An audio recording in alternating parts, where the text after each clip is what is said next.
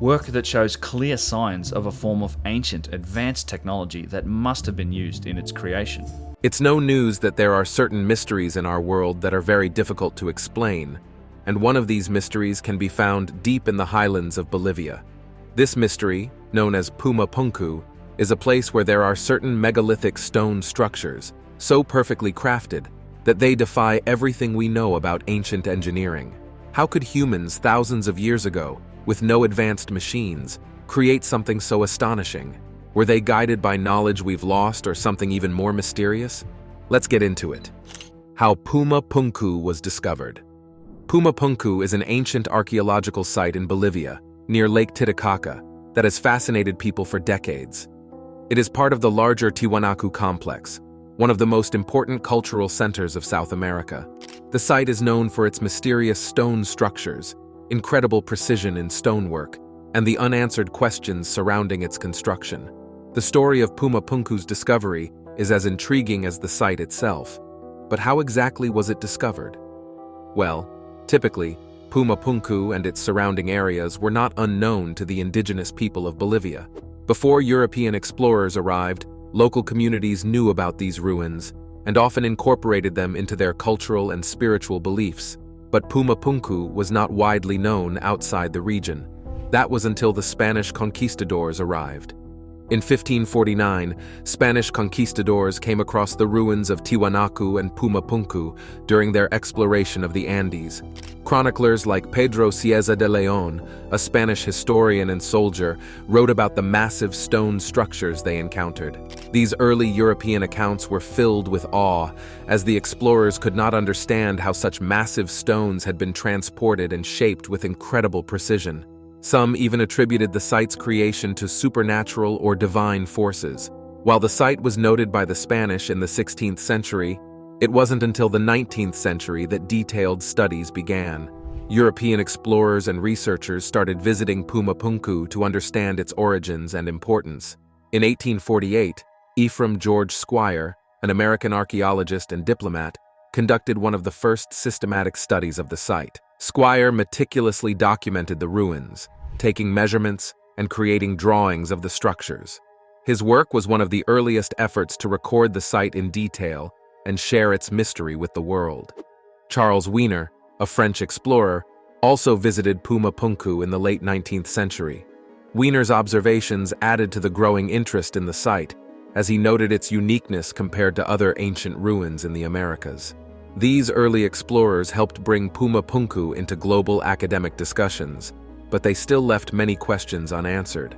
In the 20th century, modern archaeology began to uncover more about Puma Punku. Researchers and archaeologists started conducting excavations and detailed studies to understand its history. One of the first major excavations took place in the 1930s, led by Bolivian archaeologist Wendell C. Bennett. Bennett focused on the Tiwanaku complex, including Puma Punku, and identified it as part of the Tiwanaku civilization, which thrived between 300 AD and 1000 AD. He concluded that Puma Punku was likely a ceremonial or religious site. In the 1960s and 1970s, more advanced archaeological techniques were used to study the site. Excavations revealed that the massive stones at Puma Punku were not only large, but also incredibly well crafted. The precision of the cuts and the way the stones fit together amazed researchers, as no mortar was used. Some stones were carved so precisely that even modern tools would struggle to replicate the work. During this period, radiocarbon dating helped establish the age of the site. Researchers found that Puma Punku was constructed around 500 to 600 AD, making it over 1,400 years old. This dating linked Puma Punku to the Tiwanaku culture, but its exact purpose remained unclear. One of the most remarkable discoveries at Puma Punku was the unique stonework. The site features giant sandstone and andesite blocks, some weighing over 100 tons. These stones were transported from quarries located several kilometers away, despite the lack of modern tools or vehicles. The precision of the stone cuts also raised questions. Some stones were carved into interlocking shapes, such as the famous H-shaped blocks. These interlocking designs suggest that the builders had advanced knowledge of engineering and construction techniques, but something didn't make sense. None of the tools used during that time were suitable enough to make the stone cuts. In fact, till this day, the specific tools used to create this work of art are still a mystery, as no evidence of advanced metal tools has been found at the site.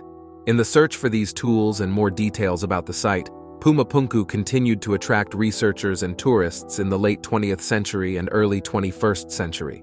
New technologies, such as 3D scanning and satellite imagery, have provided more detailed data about the site. Despite these advancements, many mysteries remain, and these mysteries have led to people coming up with conspiracy theories about Pumapunku.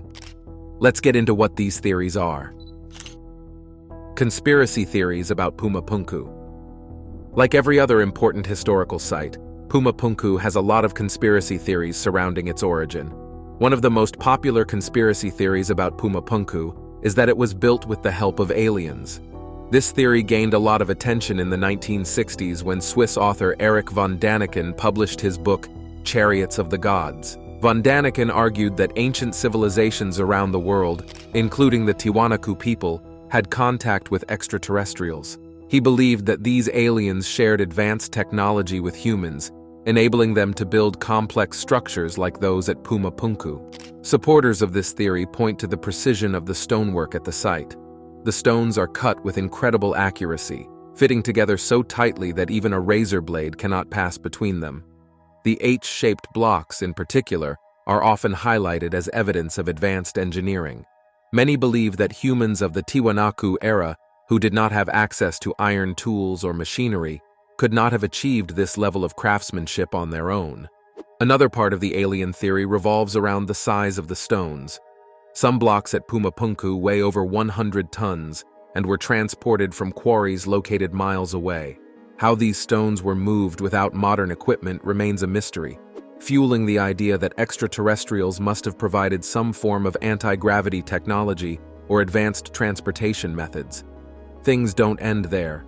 Another conspiracy theory suggests that Pumapunku was not built by the Tiwanaku people, but by a lost, advanced civilization that predates them. This theory proposes that an unknown group of people with advanced knowledge of engineering and construction techniques lived in the area long before recorded history.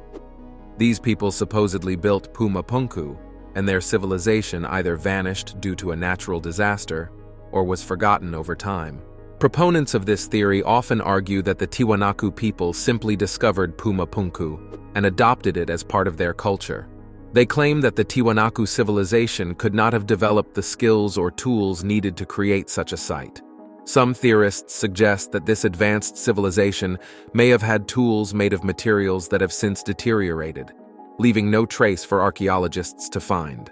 This theory ties into the idea that Pumapunku could be tens of thousands of years old, much older than current archaeological evidence suggests.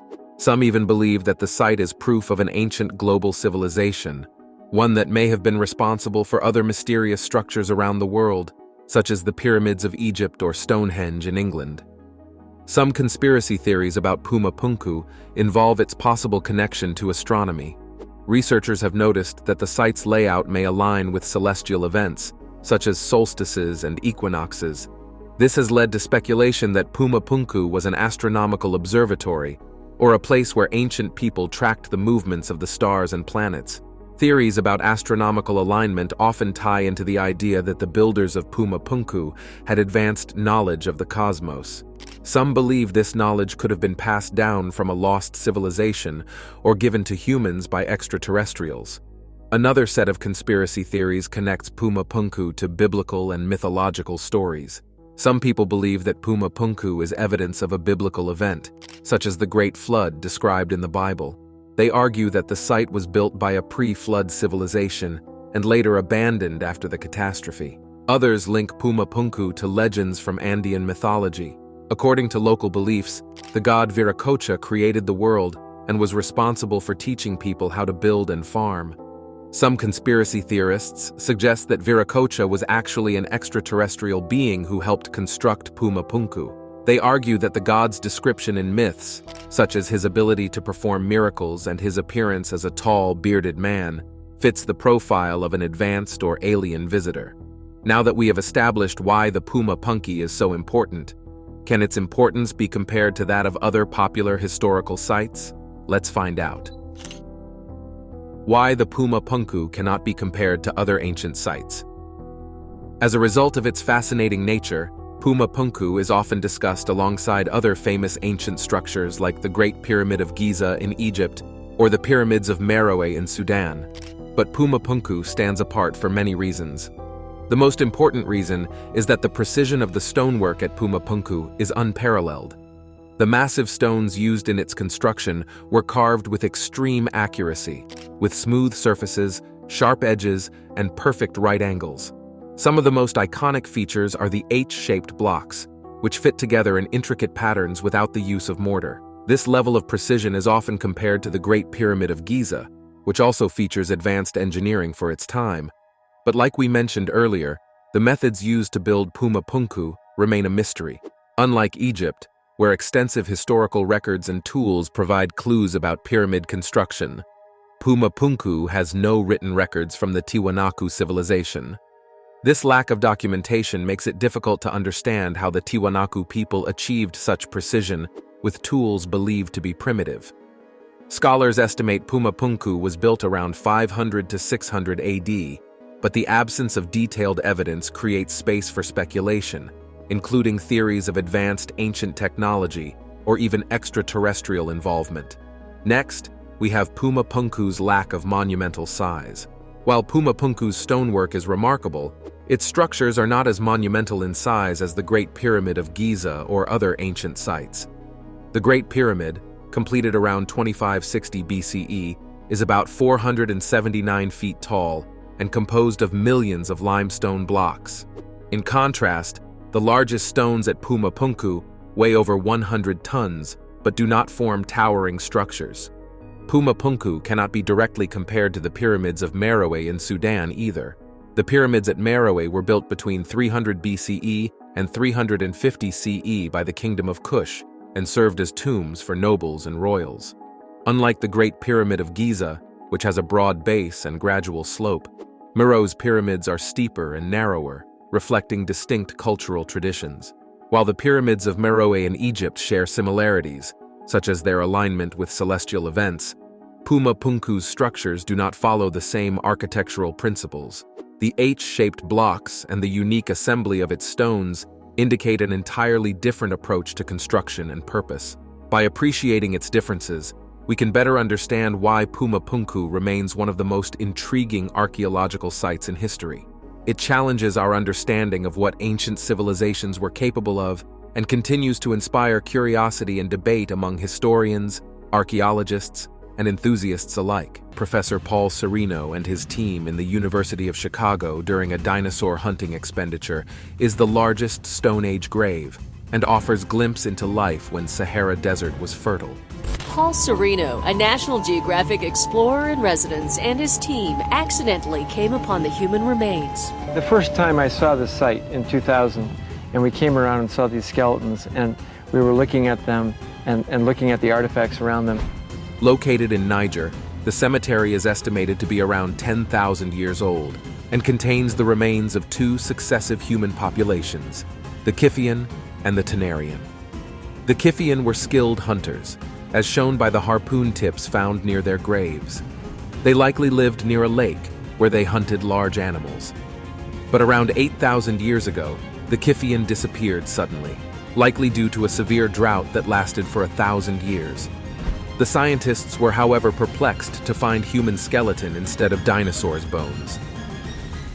According to Dr. Elena Garcia, an archaeologist who has worked extensively on discovery of the Stone Age cemetery, the most amazing find is a grave with female and two children hugging each other, which suggests that the Kiphian people had a spiritual belief and level of respect for the dead, as the careful arrangement of the body indicates a deliberate burial practice, which is done by ancient cultures that placed importance on spiritual belief and afterlife. The team also found nearly 80 radiocarbon dates from Gobero bones and teeth, including comprehensive dates based directly on human skeletons, which has helped to piece together the history of the region. The artifacts found at the site include harpoon points, potsherds, beads, and stone tools, which suggests that the Kiphian and Tenarian populations had a sophisticated culture. The discovery of the cemetery has also highlighted the dramatic climate change that has occurred in the Sahara region over the past 10,000 years. The region was once green and habitable, with lakes and wetlands that supported a diverse ecosystem. However, a shift in the Earth's orbit and other factors caused the monsoons to move south, and the region became the arid desert it is today, making it unbearable for humans to survive in. The significance of the discovery of the Stone Age cemetery in the Sahara Desert cannot be overstated. It has provided a unique window into the lives of ancient humans in the region and the changes that have occurred over 10,000 years ago. In addition to its scientific significance, the discovery of the cemetery has also raised important questions about the preservation of cultural heritage sites and the need for continued research and exploration into the history of our planet. The site is located in a remote and inhospitable region, and its preservation is crucial to our understanding of human history. Although the discovery of the Stone Age cemetery in the Sahara Desert does not pose a direct threat to human beings, the site is of great archaeological significance, hence leading to the placement of restrictions on that part of the Sahara Desert to reduce illegal trade and removal of the artifacts. But the significance of this discovery goes beyond the scientific community, as the cemetery holds more than just ancient bones and artifacts. Astronomy in the desert. Nabta Playa Stone Circle. Nabta Playa was once a large endorheic basin in the Nubian Desert, which is also part of Sahara Desert. The stone circle, comprising 6 large stones, is aligned with the summer solstice. In 1974 came the big discovery, in a place that today we call Nabta Playa. They quickly realized that this was a prehistoric site, and one of the most extraordinary discoveries on this site was this calendar circle. A phenomenon that occurs when the sun is at its highest point in the sky. This alignment is not a coincidence, but rather a deliberate design choice made by the ancient builders, who were skilled astronomers and mathematicians. The alignment is so precise that it has been calculated to be only a few degrees off from the true summer solstice. The site was first discovered in the 1990s by a team of archaeologists led by Dr. Fred Wendorf, an American archaeologist. Initially, the team was searching for evidence of ancient human habitation in the region, but they stumbled upon something much more significant.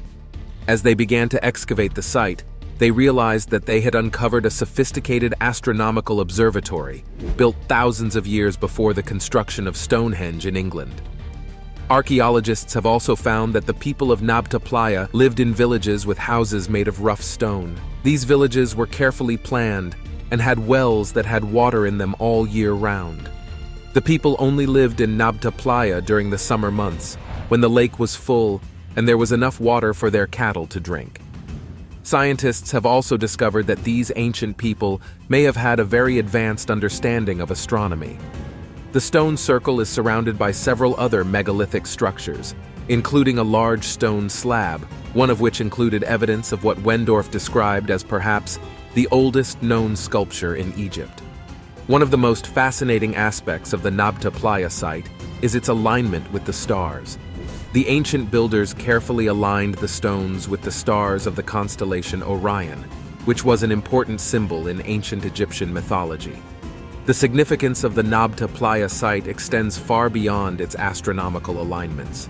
It provides a unique window into the culture and beliefs of the ancient people who built it. The site is believed to have been used for religious and ceremonial purposes, and the carvings and symbols found offer a glimpse into the spiritual practices of the ancient Egyptians. Notwithstanding, the Nabta Playa site is facing numerous threats, including erosion, looting, and damage from tourists' human activity, which has altered some of the stones, changing their original structure and alignment, leading to the placement of restrictions in recent years, as efforts are being made to protect and preserve the site for future generations. Libyan Desert Glass. Libyan desert glass is a special kind of glass found in the Sahara Desert in Libya and Egypt. It's made mostly of a mineral called le chatelierite and can be found in big areas of the desert, sometimes covering many square kilometers. Libyan desert glass, LDG, is a rare and mysterious natural glassy material found in the eastern Sahara, specifically in the deserts of eastern Libya and western Egypt. The formation of Libyan desert glass is associated with a significant event, a massive meteorite impact that occurred millions of years ago. The impact would have had devastating consequences for the environment and life in the region at the time, causing massive destruction, shock waves, and thermal radiation. The intense heat generated by the impact melted the sand, forming a glassy material that was later shaped by the wind and sand into its current form. But that's not all, as what we thought to be mere artifacts turned out to contain some harmful material. Libyan desert glass is found in a specific region of the Sahara Desert, known as the Great Sand Sea, which covers an area of approximately 72,000 square kilometers. The glassy material is scattered across the sand dunes, often in association with other impactites, such as shocked quartz and shatter cones. The Libyan desert glass fragments vary in size, shape, and color, ranging from small, transparent pieces to large, opaque chunks. Its discovery dates back to the 1993 when it was first described in a scientific paper. British explorer and archaeologist Patrick Clayton stumbled upon the glassy material while searching for archaeological sites in the Sahara. However, it wasn't until the 1960s and 1970s that Libyan desert glass gained significant attention from scientists who recognized its unique composition and potential implications for understanding meteorite impacts. Its study has contributed significantly to our understanding of meteorite impacts and the formation of impactites. Scientists have used various techniques, including radiometric dating, electron microprobe analysis, and scanning electron microscopy, to analyze the composition and structure of LDG. These studies have revealed that LDG is a complex material, composed of various minerals, including Le Chatelierite, quartz, and feldspar, which are formed at high temperatures and pressures. Despite its scientific significance, LDG poses no direct threat to human being, although some of the sites where LDG is found may be contaminated with hazardous materials, such as heavy metals, which could pose a risk to humans if proper precautions are not taken, as it has been found to have trace amounts of radioactive elements. Scientists and explorers must take necessary safety measures, including wearing protective gear, carrying appropriate medical supplies, and ensuring adequate communication and navigation equipment, as prolonged exposure to even low level of radiation can be harmful. In recent years, LDG has gained popularity among collectors and enthusiasts who seek to acquire the rare and mysterious material. However, the removal of LDG from its natural environment can be controversial, as it may damage the site and potentially disrupt the scientific record. Scientists and authorities have called for responsible collecting practices, including proper documentation, permission from local authorities, and minimal disturbance to the site. The study of the Libyan desert glass has also led to a greater understanding of the geological history of the Sahara Desert. The Sahara was once a fertile region, with abundant vegetation and wildlife. However, changes in the Earth's climate led to the desertification of the region, and the formation of the Sahara Desert as we know it today. It provides valuable insights into this process and the potential impacts of climate change on our planet. In addition to its scientific significance, Libyan desert glass has also gained cultural and historical significance. The material has been used in jewelry and decorative objects for centuries and is highly prized for its beauty and rarity. The study of LDG has also led to a greater understanding of the cultural and historical significance of the Sahara Desert and the importance of preserving our cultural heritage. Ancient Mega Lake. This Landsat 8 image from July 4th shows Lake Chad in West Africa's Sahel region, a transition zone between the Sahara Desert to the north and savannas and woodlands to the south. Approximately 7,000 years ago, a massive lake, referred to as Lake Mega Chad, sprawled across north-central Africa, covering an immense area of over 400,000 square kilometers. At its maximum extent, it was slightly larger than the present-day Caspian Sea, the world's largest lake, spanning hundreds of square kilometers. Research suggests that an ancient megalake, known as Mega Chad, once existed in the Sahara Desert, covering a vast area and playing a crucial role in the region's ecosystem. At its maximum depth, the lake reached an astonishing 180 meters, which is 600 feet, making it one of the largest lakes in African history. The discovery of Mega Chad has significant implications for our understanding of the Sahara Desert's past. Scientists believe that the lake formed due to changes in the Earth's climate, which led to increased rainfall and runoff in the region. The lake's water levels fluctuated over time, with 3 distinct periods of formation and disappearance. During its existence, Megachad played a vital role in the region's ecosystem. The lake supported a diverse array of aquatic life, including fish, crocodiles, and hippopotamuses. Its shores were likely inhabited by various human populations who relied on the lake for fishing, irrigation, and drinking water. The lake's presence also influenced the regional climate, with evidence suggesting that it moderated temperatures and created a more humid environment. But the lake's significance went beyond just supporting life.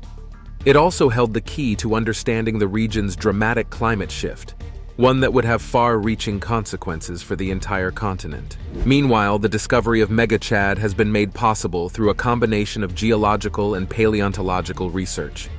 Scientists have analyzed sediment cores, fossil records, and ancient shorelines to reconstruct the lake's history. The evidence suggests that Megachad was a dynamic system, with water levels fluctuating in response to changes in rainfall and evaporation. The first phase of Megachad's existence dates back to around 39,000 BC, during a period known as the African Humid Period. This era saw increased rainfall and vegetation in the Sahara, allowing the lake to form and expand. The lake's water levels reached their maximum depth during this period, creating a vast aquatic ecosystem that supported a wide range of aquatic life.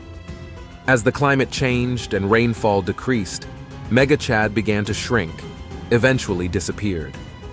The most recent phase of Megachad's existence coincided with the development of ancient civilizations in the region.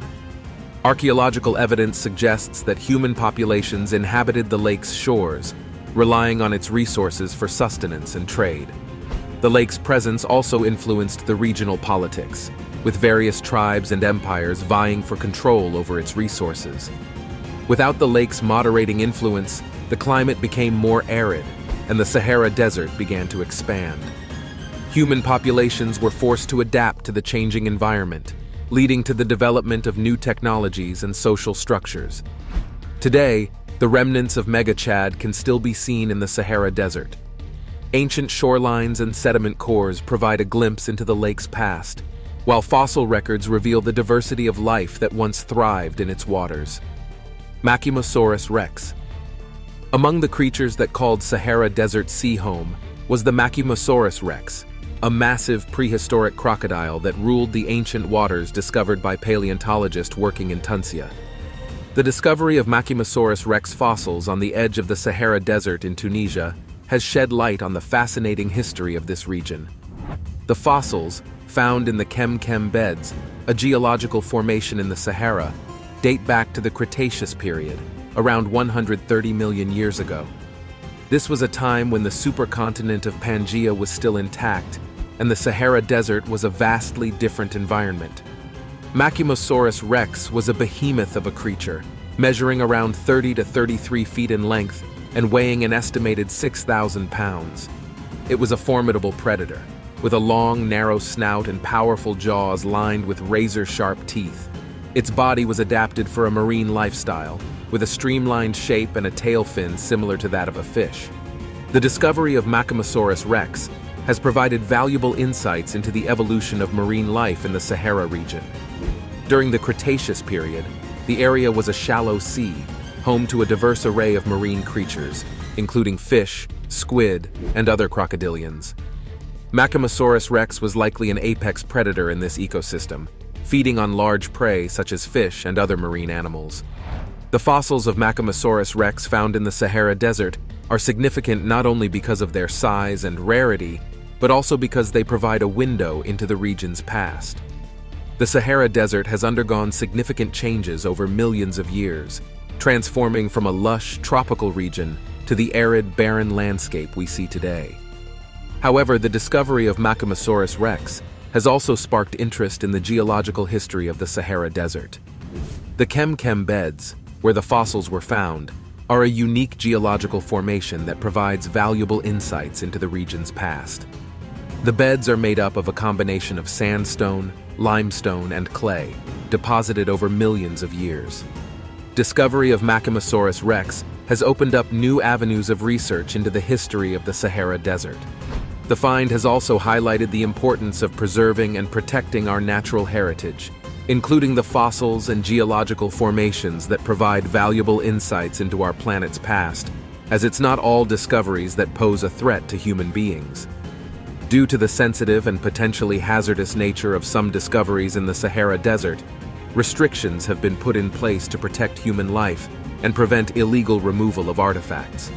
Sahara Desert, a vast and mysterious landscape shut down after certain revelations.